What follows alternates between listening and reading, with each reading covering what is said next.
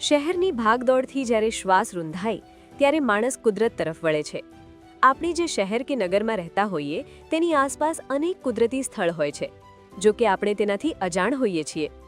સુરત જિલ્લાના માંડવીમાં આવેલો આમલી ડેમ આવું જ એક કુદરતી સ્થળ છે, જ્યાં સુરતના નગરજનો વીકેન્ડ માણવા જાય છે। સુરતથી 100 કિલોમીટરના અંતરે આવેલો આમલી ડેમ પ્રકૃતિ પ્રેમીઓ માટે નવું વીકેન્ડ ડેસ્ટિનેશન બની રહ્યો છે। ચારે તરફ પથરાયેલી વનરાજી અને પહાડોની હારમાળા વચ્ચે સ્થિત આ ડેમ પ્રવાસીઓને મંત્રમુગ્ધ કરી દે છે। વીકેન્ડ માણવા માટે દક્ષિણ ગુજરાતના લોકો હવે અન્ય હિલ સ્ટેશનને બદલે આ શાંત અને રમણીય સ્થળને વધુ પસંદ કરી રહ્યા છે। અહીંનું વાતાવરણ ખૂબ જ સારું છે। ગ્રીન ડેસ્ટિનેશન જેવું સુંદર એવું છે। અહીંયા પાણીનો સુંદર નજારો અહીં જોવા મળે છે, તેમજ અહીં નાનું ગાર્ડન છે અને ઘણા લોકો અહીં ફરવાને માટે આવે છે। मैं सूरत से आया हूँ और यहाँ आने के बाद ऐसा लगा कि हम कुदरत के साथ जुड़ सकते हैं और ऐसी जगह कम है सूरत के आसपास में खास करके।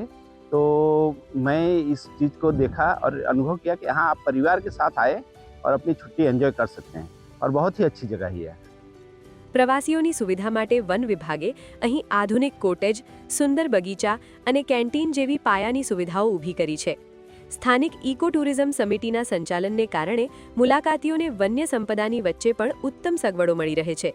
આ પર્યટન સ્થળ મનોરંજનની સાથે સ્થાનિકો માટે રોજગારીની નવી તકો પણ લઈને આવ્યું છે। તેમજ આ કેમ્પ સાઇટમાં પાકા 2 ટેન્ટ બનાવેલા છે, પાકા 2 ઓટલા બનાવેલા છે। જે પાકા 2 ઓટલામાં બહારથી જે પ્રવાસીઓ આવે તે પોતાનો પ્રાઇવેટ ટેન્ટ લઈને અહીંયા રાત ગુજારી શકે છે। તેમજ ફેમિલી માટે આપણે અહીંયા જે પાકા ટેન્ટ બનાવેલા છે, ફેમિલી પાકા ટેન્ટમાં રહી શકે તેમ છે। અહીંયા એક આ પરિસર બનાવવામાં આવ્યું છે, તેમાં ભાઈ એક કોટેજ છે અને નાનું ગાર્ડન છે અને ઘણી વખત જો તહેવારોમાં પુષ્કળ લોકો અહીંયા આવતા રહે છે। થોડા સમયમાં જ આમલી ડેમ લોકપ્રિય બની રહ્યો છે। અહીં દર મહિને સરેરાશ 10 થી 12 હજાર પ્રવાસીઓ આવે છે। તે અહીં કુદરતનું સાનિધ્ય અનુભવે છે, આત્મીયતાનો અનુભવ કરે છે। આમ આ સ્થળ પર્યટકોને નવી ઉર્જા આપતું પ્રવાસન કેન્દ્ર બની ગયું છે।